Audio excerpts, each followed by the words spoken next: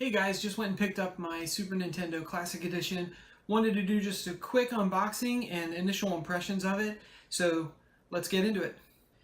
So I wanted to just kind of go through it and then just give my initial impressions on it. So this is brand new, never been opened, just came from the store. So we're going to go ahead and just open this up real quick. First of all, the box is pretty nice. It's heavier than I was expecting.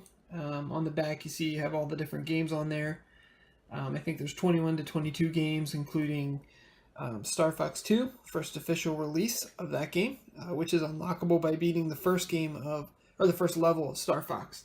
But a lot of really good games on here, really good value for the $80, I think, and that's not even having played it yet. So just kind of looking around the box. Obviously, you have the front that looks very similar to the original Super Nintendo box.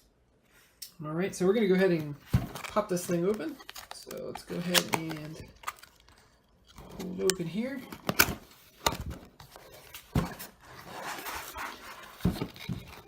Alright. So, first off, we've got some paperwork here. I'm assuming like an instruction manual and warranty card, probably, something to that effect. So again, put that off to the side. First off, we've got our charger. Looks like it's going to be a USB charger. Beneath that, we've got controllers. Put that aside for a second. And underneath the console itself, we've got the USB power cable. It looks like it's going to be mini USB. Yep, mini USB. And we've got nice that they included an HDMI cable, so that's good to see. Alright, over here is going to be our controllers.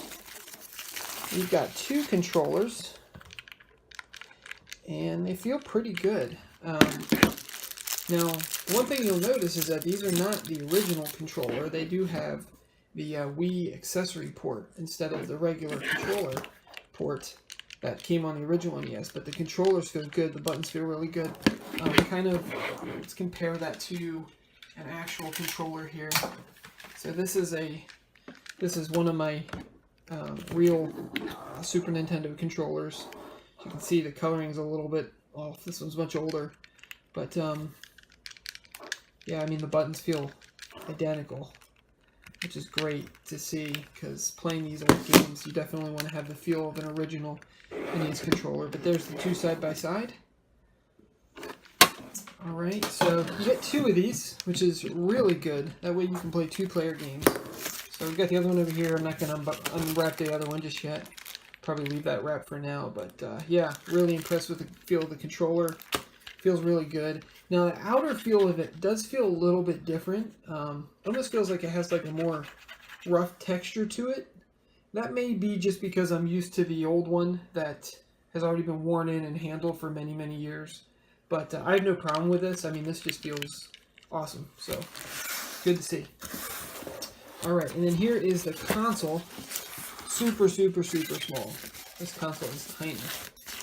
And that's just awesome right there. I mean, it's really tiny. You can see, based on the size of my hand. You have the power button. Clicks like normal. You have the reset button, which allows you to go back to the main menu. The eject button just doesn't work, doesn't push down, and the actual cartridge slot doesn't do anything either. Kind of looking around it, you've got the LED light right there. You've got these kind of faux controller ports. They don't really do anything. From what I understand, there should be a way to lift up on this, and that's how you take it out. So you pull up on the tab and then pull it down. Not sure how I feel about this, because you're going to see that when you're playing actual games on the system. But, you know, it is what it is. It's just a way to get the controllers in there. But so you pull this on, and there's like a little, I guess a little rubber connection there. So it feels pretty hardy, it feels hefty, doesn't feel like it's going to break or anything like that. Just a little bit different way of doing it, I suppose. Kind of looking around the bottom, you know, not a whole lot to see there. Alright, just branding, and then on the back you've got your HDMI out, and then you've got your mini USB port in. That's going to power it. So, just a comparison, here is a full Super Nintendo, and here is the mini. You can see pretty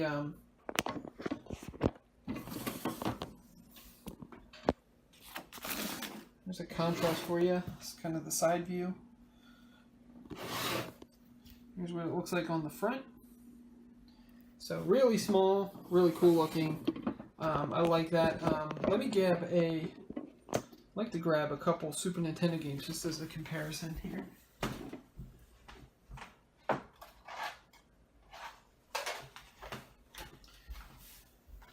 Alright, so here are two Super Nintendo games. Let's go ahead and move this off to the side.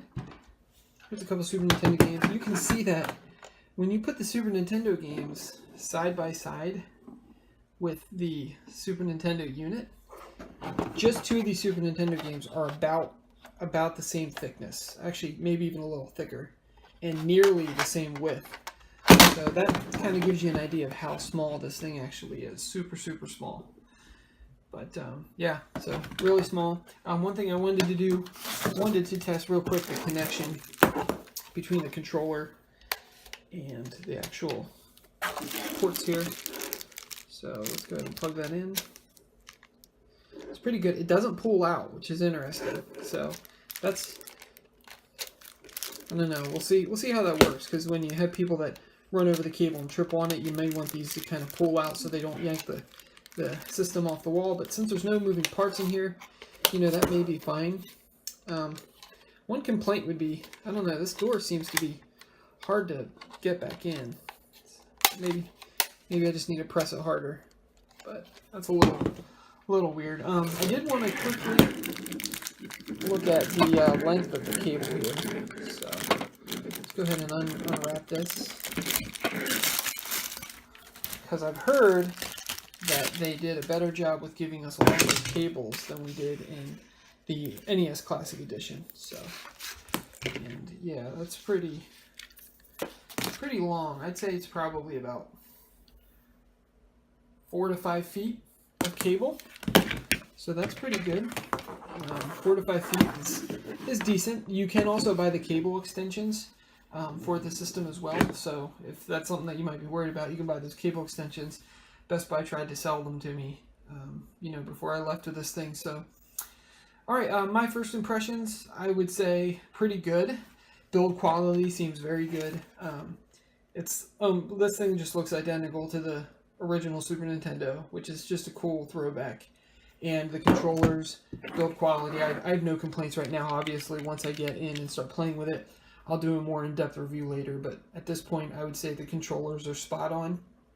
And, you know, once I actually get a chance to plug this thing in and play with it a little bit, I'll give a full-on review. But my first impressions right now are that this is going to be well worth the price to purchase it. I don't know. I'll have more information about, you know, whether it's worth it to buy it at, you know, scalper prices and things like that. But at this point, I would say just the sticker price definitely makes this thing worth it, just for the games that you're going to get. And so that was just a quick unboxing of the Super Nintendo Classic Edition. Thanks for watching.